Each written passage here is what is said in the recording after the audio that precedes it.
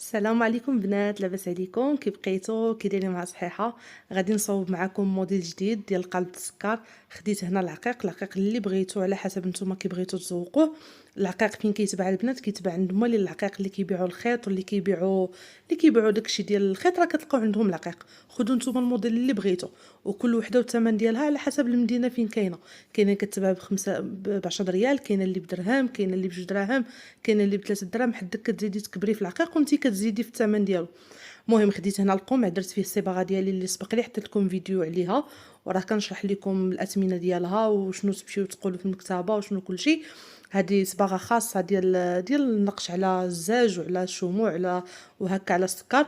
وكتاخدوها، انا عندي بواطه كبيره كناخدها وكنبقى نكب هكا في القمع القياس اللي بغيت وكنبقى نخدم به.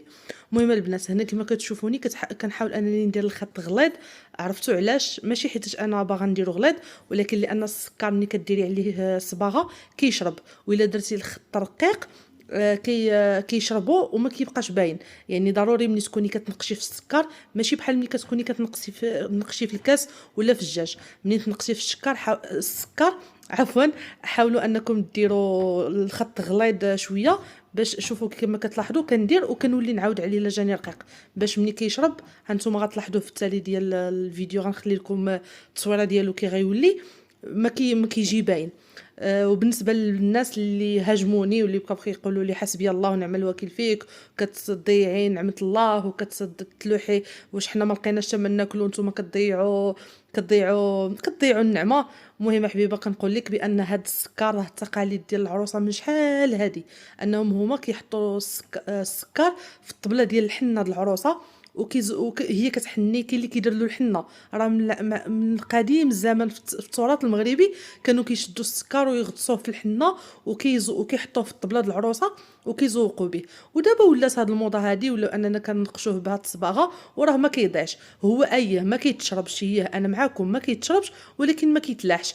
كتحني به العروسه وكيبقى عندها الديكور في واحد البليصه كيدار له السلوفان. هانتوما غتشوفوا كي غنصوبوا في التالي كندير له السلوفان، كنغطيه بالسلوفان وكنقادو وكيبقى غزال ما كيوقع له حتى شي حاجه. فيما تبغي ديك العروسه تحني ولا تبغي دير شي ختانه لوليدها ولا شي حاجه كتحطو كتزوبي به الطبله وكتبقى كما قلت لكم. انا كنخدم تحت طلب العروسه ديالي. كاينه العروسه اللي كتبغي القالب السكر وكاينه العروسه اللي كتبغي الشميعات، المهم على حسب.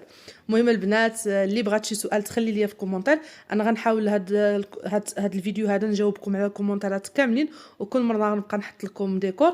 ومرحبا بكم كاملين، ما تنساونيش من لايك، وشكرا على المشاهده بزاف. مع السلامه.